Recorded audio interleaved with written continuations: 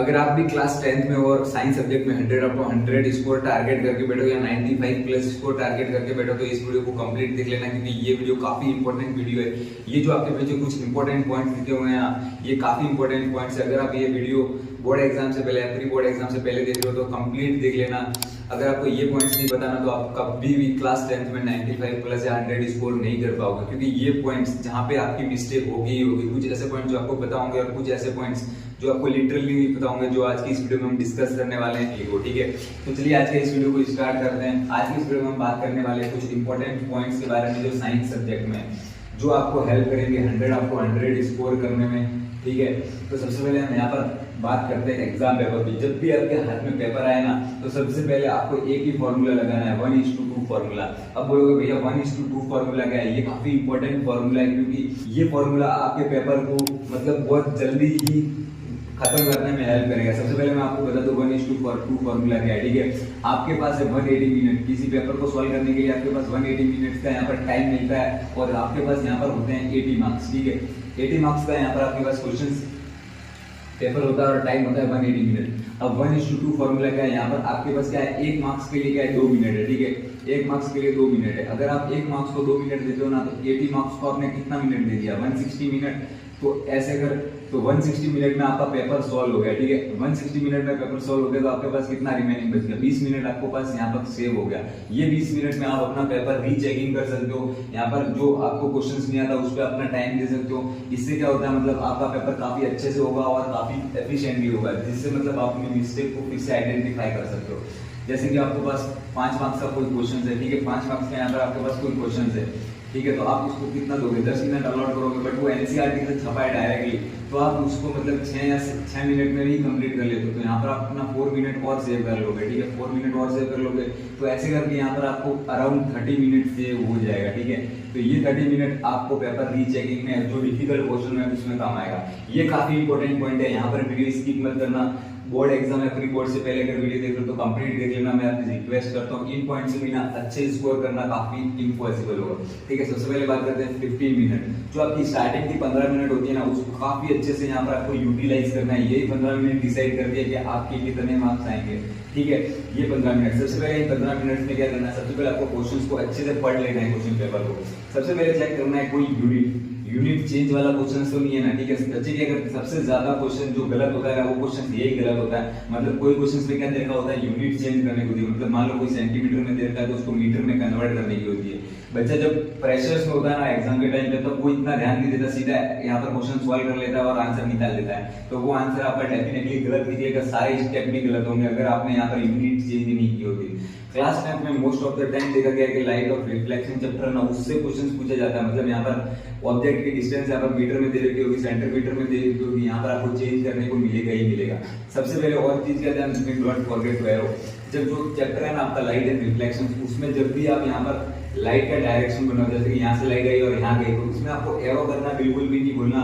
ये इंडिकेट करता है कि लाइट कौन से डायरेक्शन से आई और कौन सी साइड गई है। ठीक है, तो ये चीज आपको ध्यान रखना है, यूनिट वाली चीज। दूसरी चीज है ड्रॉ ए डायग्राम। ठीक है, डायग्राम काफी लेबल्ड होना चाहिए। लेबल्ड का मींस क्या है, यहाँ पर जैसे कि आप कोई भी यहाँ पर डायग्राम बनाते हो। ठीक है, मान लो आपने ये डायग्राम बनाया, उसको आपको प्रॉपर लेबल करना है। ठीक है, प्रॉपर लेबल करना है, हर एक चीज को लेबल करना है कि ये कितनी सेंटीमीटर है, कितनी क्या नाम है इसका, किस पार्ट का क्या नाम है, पूरा आपको बताना है कि इस पार्ट का ये नाम है। ठीक है, उसके बाद जो नीचे वाला पार्ट है ना, यहाँ पर आपको फिगर का नाम लिखना है कि ये फिगर किसके रिगार्डिंग और कौन से क्वेश्चन का यहाँ पर ये वाला फिगर है। तो इससे आपके क्या होगा, बहुत अच्छे मार्क्स मिलने के चांसेस होंगे, फुल मार्क्स मिलने के भी चांसेस होंगे।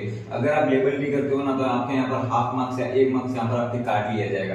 तो आपको लेबलिंग का काफी अच्छे से ध्यान रखना है। दूसरी चीज रिएक्शन, जब भी केमिकल रिएक्शन आपके पास आए ना, क्वेश्चंस में हमेशा दे रखा होगा कि ये मतलब ये वाली रिएक्शंस कौन सा टेम्परेचर पे हो रही है, कौन सा कैटालिस्ट यूज हो रहा है, तो उनको जरूर से मेंशन करना है। जैसे कि मान लो यहाँ पर H2 plus O2 equal to यहाँ पर H2O का फॉर्मेशन हो रहा है। ठीक है, तो मान लो उसमें दे रखा है कि ये वाली रिएक्शन यहाँ पर 140 डिग्री सेल्सियस पे हो रही है, तो आपको यहाँ पर एरो पे अच्छे से मेंशन करना है और यहाँ पर इसके नीचे उसका नाम भी लिखना है। जैसे कि ये हाइड्रोजन है, ये ऑक्सीजन है, तो इसको प्रॉपर मेंशनिंग करोगे ना तो यहाँ एग्जामिनर पे काफी अच्छा इंपैक्ट पड़ेगा और आपका एक भी मार्क्स कटने के चांसेस नहीं होंगे। ठीक है, एलिमेंट के नाम याद कर लेने, क्योंकि क्लास 12 में काफी बहुत ही कम एलिमेंट है तो आपको इजीली ज्ञात हो जाएंगे, ठीक है। तो ऐसे अगर कोई भी चीज लिखोगे ना, जैसे कि यहाँ पर आपको स्टेट मेंशन करना है, जैसे कि हाइड्रोजन क्या है गैसियस स्टेट में, ऑक्सीजन क्या है गैसियस स्टेट में, और यहाँ पर ये क्या लिक्विड स्टेट में। तो ऐसे अगर आप प्रॉपर मेंशन करोगे तो आपको फुल मार्क्स मिलने के चांसेस बहुत ज्यादा होंगे। टेम्परेचर को भी यहाँ पर आप मेंशन कर सकते हो जैसे कि मैंने किया है, कैटालिस्ट को भी मेंशन कर सकते हो जैसे कि यहाँ पर H2SO4, जो भी यहाँ पर आपके रिएक्शन के बेसिस पे जो कैटालिस्ट दे रखा होगा, ठीक है। उसके बाद बैलेंस्ड केमिकल रिएक्शंस, आंसर लिखने के बाद कोई भी आंसर आ जाए, ठीक है, केमिकल रिएक्शंस का, उसके बाद उस रिएक्शंस को बैलेंस करना बिल्कुल भी नहीं भूलना। अगर आपको रिएक्शंस बैलेंस नहीं करते हो, जैसे कि यहाँ पर ये वाले रिएक्शंस बैलेंस नहीं है, तो अगर आप रिएक्शंस को बैलेंस नहीं करते हो, ठीक है, रिएक्शंस को बैलेंस नहीं करते हो, तो आपका 1 मार्क्स काट लिया जाएगा या आधा मार्क्स काट लिया जाएगा। यहाँ पर प्रॉपर बैलेंसिंग के ही मार्क्स मिलते हैं आपको। तो ये चीज काफी इंपॉर्टेंट है, इसको भूलना नहीं है। बहुत सारे बच्चे होते हैं ना, प्रॉपर स्टूडेंट तो इन सब चीजों को फॉलो करता ही है। ये सारी चीजें वहीं से निकली है जहाँ से टॉपर की कॉपी है। टॉपर की कॉपी में ये सारी चीजें फॉलो जरूर होती है, तभी उसके फुल मार्क्स आते हैं या 95 प्लस मार्क्स आते हैं।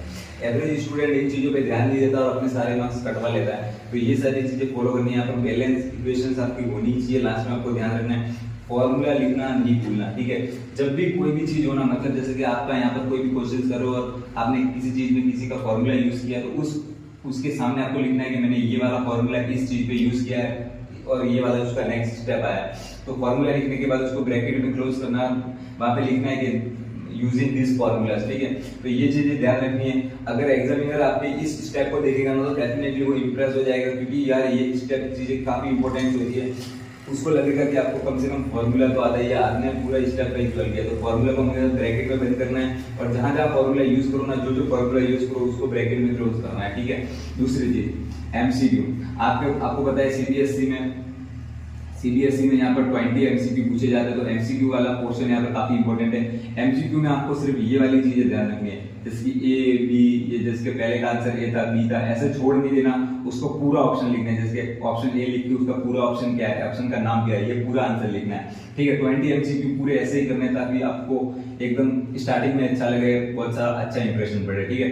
दूसरी चीज अंडरलाइन एंड हाईलाइट्स, की पॉइंट्स को हमेशा अंडरलाइन करना है, हाईलाइट करना है। दूसरी चीज में एक चीज यहाँ पर और मिस कर दूंगा, यहाँ पर आपको बताना चाहता हूँ कि मतलब जो भी डायग्राम ड्रॉ करो ना, तो उसमें आपको पेंसिल का यूज जरूर करना है, ठीक है। डायग्राम हमेशा पेंसिल से बनाना है, पेन का यूज नहीं करना। और जो हाईलाइट करते हो ना, उसमें आपको ब्लू पेन यूज करना है। बहुत सारे बच्चे के हैं बहुत सारे पेन यहाँ पर यूज करने लग जाते हैं, ब्लैक पेन, रेड पेन। तो सिर्फ एग्जाम में आपको 2 ही पेन कैरी करनी है, मतलब एक तो पेंसिल और एक ब्लू पेन। हाईलाइट करते रहेंगे आप, ब्लू पेन से हाईलाइट कर सकते हो, ठीक है। तो ये चीजें हैं जो इंपॉर्टेंट पॉइंट्स है, उसको अंडरलाइन करना है, हाईलाइट करना है और ट्राई करना है कि आपको आंसर हमेशा पॉइंट वाइज लिखना है, ठीक है। जो आपको आंसर एग्जैक्ट आता है ना, उसको पॉइंट वाइज लिखना है, तो आपका मार्क्स कटने के चांसेस बहुत ज्यादा कम हो जाएंगे। और अगर आपको कोई क्वेश्चंस नहीं आता ना, तो वीडियो के एंड में बताता हूं उसको कैसे लिखना है, रुक जाना, ठीक है। अब डिफरेंशिएट वाले क्वेश्चंस, डिफरेंशिएट वाले क्वेश्चन क्या बच्चे क्या करते हैं, मतलब यहाँ पर ए का डिफरेंस लिख रहे हो और यहाँ पर आप बी का डिफरेंस लिख रहे हो, ठीक है। तो आपने मान लो फर्स्ट पॉइंट लिखा, तो फर्स्ट पॉइंट यहाँ पर ये खत्म हो गया, इसका फर्स्ट पॉइंट, ठीक। और बी का डिफरेंस भी यहाँ पर फर्स्ट पॉइंट लिखे हो, पर इसका फर्स्ट पॉइंट थोड़ा सा बड़ा था तो वो यहाँ पर कंप्लीट हुआ। तो आपको जो इसका सेकंड पॉइंट है ना, वो यहाँ से स्टार्ट नहीं करना, ठीक है, यहाँ से स्टार्ट नहीं करना, ठीक है, यहाँ से स्टार्ट नहीं करना।